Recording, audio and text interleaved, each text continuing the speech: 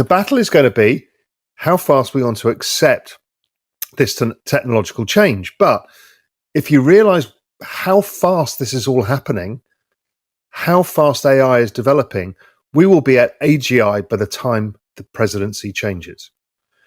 We will have gone to Mars by the time the presidency changes.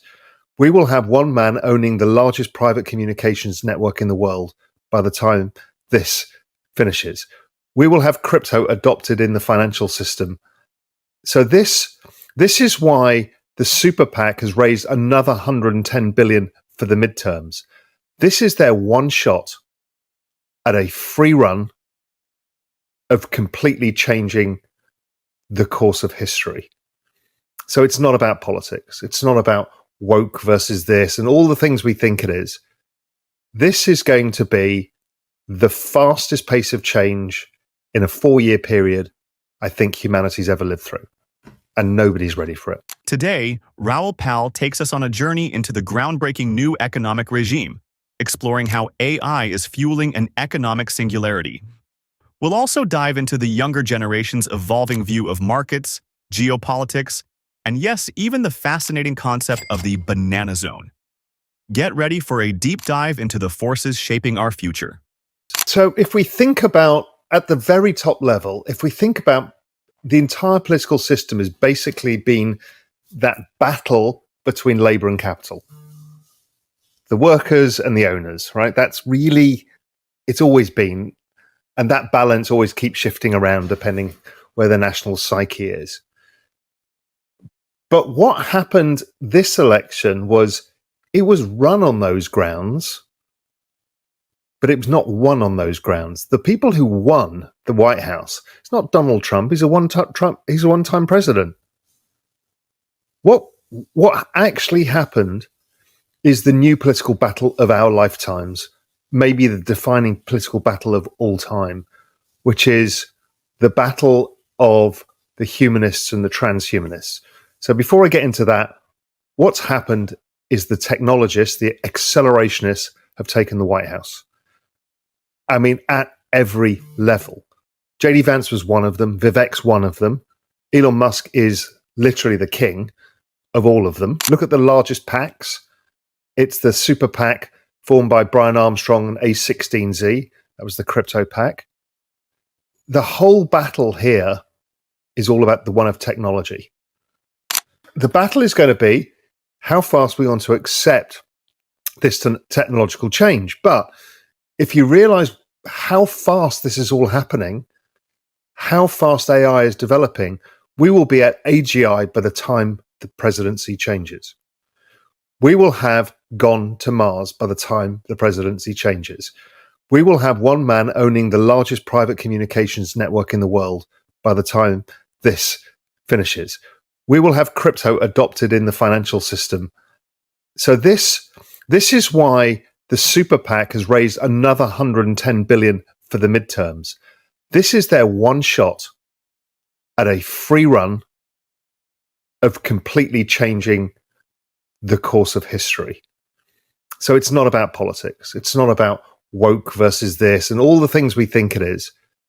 This is going to be the fastest pace of change in a 4-year period I think humanity's ever lived through. And nobody's ready for it. It is an entirely new system being put in place. This whole Department of Doge and all of this is really all about dismantling the old system and rebuilding the new system. And we don't fully know what it looks like, and nobody does.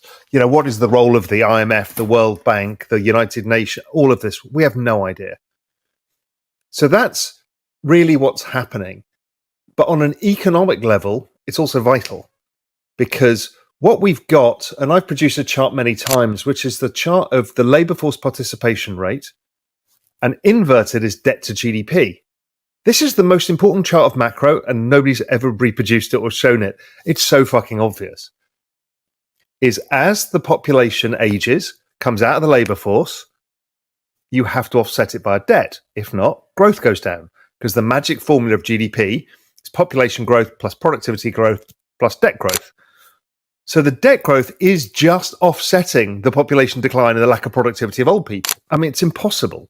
The US government is over 100% of GDP in debt. So there is just no way.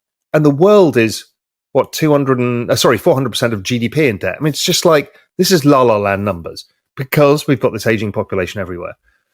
So the only way out of it is to grow your way out. So if you hear about Scott Bessent coming in, what he's saying is, listen, what I want to try and do is increase growth because that's the only thing we've got.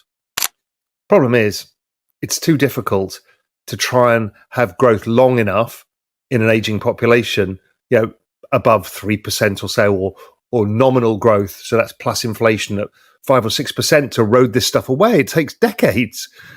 So yes, it buys you a bit of time. The reality is we replace humans with AI and robots, and then we can have infinite humans. You don't notice these things, but they happen. And they get faster and faster and faster. And by the time we get to about 2030, we'll start breaking the economic system where we don't even know what any of this means anymore. What GDP growth means, who does it accrue to, what do we do in the future, how do financial markets work when AGI is around? All of these mega things are all happening. But what we've just done is secured a government that's going to make that happen. And we're going to split people into those who do not want this to happen. So now we've got the answer to the problem, but people don't want that, will not want this either. And so, as you said, we're setting up for the new conflict. So the old conflicts was the demographics. From World War II, too many baby boomers caused the entire structure of our society. Everything that we understand today was driven by the baby boom cohort, and we're just about to change everything to be driven by the AI cohort, which is bizarre to think about it. Sooner or later, we will get to a point that we get to with slaves, animals, and other things is, do we have the right to treat them in a way that we do? Do we have a right to not allow them to hold memory for long enough? Do we have we've seen this battle before. It was Descartes who suggested that dogs don't have consciousness or feelings. And that was a standard viewpoint for about 200 years until we realized that was the terrible wrong idea. And in fact, we were torturing these creatures. So, are we going to try and torture the AI? The problem is the AI is all powerful. So these questions are what we're going to be battling over in 10, 15 years' time. Is there's going to be a bunch of liberals or freedomists, which kind of it's back to the old liberal mentality, saying, Christ, we can't treat these machines like this, or these new consciousnesses like this. And there's a bunch of others say, work harder, shut them up. It's going to be a bizarro world. And the fourth churning says, this change is going to be very difficult for society to deal with. So let's cover the hierarchy of needs first, and then we can feel secure in doing it. And that what leads you back again to this whole idea that crypto is the easiest way to unfuck your future, because it's the asset that actually makes up for all of the lost time that we've all had. Because yes, the aging population gets worse, but it's offset by the technology. And really, the cowbell is because GDP is not growing fast enough because of the aging population. So let's say the trend rate of GDP is 1.75% in the US. If interest rates are higher than GDP, you're eating up all of the GDP growth to pay the interest, basically, at a very simple level. So we need a faster growth. But here's the hook, is who actually earns the money in that AI world? Because it's not you and I. We have an entire new system we have to rebuild. And people haven't started to think. People have started to talk about it. Deep thinkers are thinking about it. But the political class has not got their head around this yet. And by the time they got into their 20s, they created inflation because there was a bunch of them competing for assets. And by the time they got into their 30s and started saving, they created the largest asset boom the world has ever seen. The baby boomer industrial savings complex, or retirement complex. And that has been the defining function, because it's now been posted for 27 straight months, I think, by different people on Twitter. The chances are that if he can keep economic growth, it kind of erodes the debt a bit, keeps any kind of bad bond market crisis, as long as you don't hit rampant inflation, which feels difficult to do without a supply crisis. I don't think there's much he can do. I think the best he can do is keep it a steady ship while we completely rebuild everything. And, deregulation, all of the stuff that's coming, I'm not sure it drives trend rate GDP over a long period of time because of the demographic and the debt problem. But it certainly helps. Certainly better than any other answer. Because the bond market's showing to us it's getting a bit too much, the issuance. And unless the Fed are actively stimulating, actively adding more cowbell, actively cutting rates, the bond market's like, we don't really like this. There's not kind of enough buyers around. China's too weak to buy enough bonds because the dollar's too high, so they're not selling goods. It's all the same thing, So I think the other thing that is going on is I think most of the geopolitical issues have been solved. And then I dug in and realized that Taiwan Semi has built 3 plants in Arizona, 1 in Germany and 1 in Japan. So we've taken the Taiwan Semi threat because Taiwan Semi is existential for all of AI. And the game theory suggests that it's too big an issue for anybody to go to war over Taiwan. Because if the Chinese invade first, we destroy Taiwan Semi, we've lost all of that technology. If the US does anything, China will try and invade. There's no way Taiwan Semi is unscathed in this, and everybody suffers. So the US is like, we will build, you buy time, you can have Taiwan on your terms. Well, look, AI and robots are the largest deflationary nuclear bomb we have ever seen. People have no comprehension of what this means, but it's not there yet, right? We're not seeing productivity. We're all trying to figure it out right now. So we're not employing it at scale. So I get that.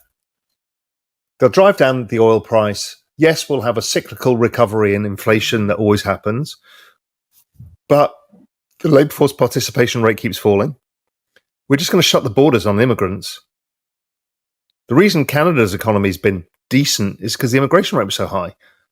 The reason Australia hasn't had a recession for 27 years, highest immigration rate in the Western world. I can't see where it comes from, the structural inflation. Now, people will say, particularly the commodity people will say, well, AI is going to require a lot of energy and a lot of copper and stuff for data centers. I get it.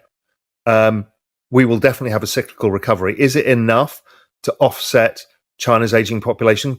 China's not there buying commodities in the same rate of change that it used to because its population is the fastest aging on the planet. So they're dealing with their trend rate of GDP collapsing from 11% in the early 2000s to, they claim it's 5%, but it's probably 1%, 0.5% right now. I mean, where the hell is the demand going to come from?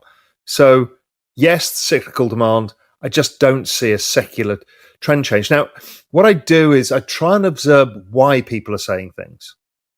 So when you look at who's saying that,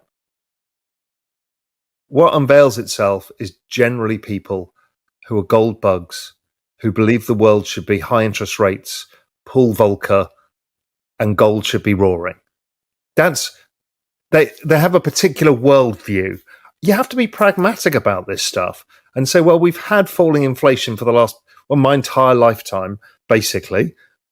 Has something structurally changed that you're going to increase demand? Well, it's not money printing because we've been money printing for decades now, and it's never produced inflation. In fact, Japan couldn't produce inflation. It was never an inflation thing. It was a collateral thing. When it comes to it, there's many ways to get the debt bought. One of the ones is what Switzerland did. Well, in fact, the UK did it and Europe did it, is they basically mandated the pension system to be overweight bonds. That's one. The US is doing it by mandating the banking system to be overweight bonds. Look at Basel III. What is that all about? Mandating the system to be long bonds. They all know what the fucking game there is they're playing. They're playing the same game. Right? Basel III was all about getting them to hold more bonds. So you've got safer debt markets for the governments to issue into. So yes, can they issue long bonds and then force the pension system to buy it? Yep, we've seen Europe do that too. Like, there is no end to how you can force the system to buy it because the financial system is controlled economy. I think we're learning this now. It's like Mark Andreessen's like shocked. What? The banks work with the government? I'm like, yeah, the government via the Treasury and the Fed, the reverse repo market is the funding market for the entire banking system. And that's okay. It's just a belief system and not comfortable. It's the same people who hate Tesla. It's the same crowd. They hate Tesla. They think everything's a bubble. The market's going to crash. I don't know what world it is they want, but it's a world that they understand. Crypto is actually fundamental to the future of the internet. So what we did is we concentrated power into the hands of Google, Apple, Microsoft, a bunch of these people, Meta. And what happened is, and we concentrated the music industry, we concentrated a bunch of things in the hands of few. They got super rich and we didn't. Right? We gave our information away for free. We've been talking on X, there's a bunch of people talking about KYC, AML compliance, right? That's really should just be a once a year thing with a zero knowledge token. And I just pass it to every, and it just does it instantaneously. Well, we don't, because it employs millions of fucking accountants, administrative firms, and all of this stuff. It's madness. So all of this can change. Then, obviously, in a digital world, everything digitalized goes to zero in value or cost, almost instantaneously. We've seen it with everything. But what blockchain does is create digital scarcity. Okay, that's a profound topic, which is why it's be able to create Bitcoin. But also it allows you to have smart contracts of any contract. It's just an internet for the future because we're living more and more digitally. We have digital goods now, things we didn't have 20 years ago. Now, so this becomes very important. Instantaneous contracts and everybody's around the world. I mean, 20 years ago, you and I couldn't do this. We'll be on a phone with each other, right? It's happening so fast. And what we're doing is we're using the internet to organize hive mind, which is you get all of the voices coming together and then you somehow filter the noises to look for the signal. Now, that'll all happen with AI. This is what we're doing at Real Vision, exactly this. This is the mega trend, and we're helping to make sense of the noise, you and I, and we're trying to deliver it back to people and say, listen, here's how I'm making sense of the noise. What do you think about that? That mega trend is the driver of the token price side. The token is really what we've got. If we think we got poor last time because of Facebook and Google, we now actually own the rails. It's the new internet, and guess what? It's tokenized. And guess what? It's a globally homogenous asset class that's fractionalizable and available to anybody on the planet. I mean, fuck me, this is the most powerful. We're giving a global utility and saying you can all share in it. And also, as we bring in AI, the velocity of business creation and destruction just gets faster and faster and faster and faster. No longer will it be available for people to IPO. It's even going to be difficult for VCs that have like this 7-year business model. Crypto VCs are used to having tokens where you can realize capital, velocity of cycle. But the only way of dealing with this is going to be ICO style markets, tokenized equity. It's a $3 trillion. When it keeps moving every time I say this, it's now $3.5 trillion. But let's call it $3 trillion because it's easy math. $3 trillion asset. It goes to $100 trillion at least within 10 years. That's just extrapolating out the trend rate of growth. I'm not doing anything crazy, wild things. It's been growing like this. And yes, growth will slow over time. But then we've got AI agents who are going to be using this stuff as well. So fuck knows how fast this thing continues to grow. So here's this big wealth generating machine, the fastest growing asset, the best performance of any asset in history, keeps going. We get to 100 trillion within 10 years. So we're only 3% of the way there. Think of how much wealth this is going to generate for humanity. What? I'm saying $97 trillion. Well, because if you add derivative markets, which are 1 quadrillion, FX markets, they probably trade a quadrillion a year or more. Add in the global bond market at about 300 or 400 billion, the global real estate market at about 300 billion. Trillions with a T. Global equities like 200 trillion. I mean, this is la la land. And then we haven't got the activity created on chain by agents using it for economic activity, or us putting everything, all contracts online, or us using it for I guess deeds and stuff are contracts. But yeah, it's the architecture for the digital age. It's as simple as that. And people think it's all about currencies, cryptocurrencies and NFTs, what we're seeing is just vast, rapid experimentation with use cases. Memes are speed testing the ability to spin up a token for multiple cases, thinking about how we can tokenize culture, giving us a future work where we can be part of something. There's a lot of testing going on, but fuck me, we've battle tested these chains. I mean, it is fucking gigantic. My pinned tweet, I wrote about this back in 2020, or 2021, this exact phenomenon. I've been commenting on it and commenting on it. People still don't understand. Speculation is the new norm. The reason being is nobody can afford a house. So then you've got some savings, but not enough to buy the house. You're probably paying into your 401k anyway, because your employer matches it. So you think, fuck it. The only way of getting there is gambling. But we're also blessed with two mega secular trends. You know, the NASDAQ outperforms the rest of the equity market, and these millennials discovered, the millennial cohort discovered options on Robinhood. So they super goose the performance. Yeah, but they don't mind getting them wrong because they also grew up on gaming. So we are, I mean, banana zone central right now. Now, I've always said about the banana zone is this year and next year, from now on to next year, is really hard to deal with. People think, great, the banana zone, we're all going to be rich. And rule number one of not fucking this up is don't lose your tokens. And so it's going to get really hard. I can see it happening with XRP. It's happening. Everyone's like, oh man. So the banana zone is more about losing your mind and not screwing it up, which is why I keep reiterating the don't fuck this up thesis, because you will always feel like it's not happening to you. And then it's like, oh my God, 2 weeks of, oh my God, I'm up 100%. And then it's like, well, why are they making money? It's really bizarre. Thanks for joining us on this thrilling exploration of the new economic frontier. If you found this episode enlightening, don't forget to like, subscribe, and share with others. Stay curious, stay informed, and we'll see you in the next one.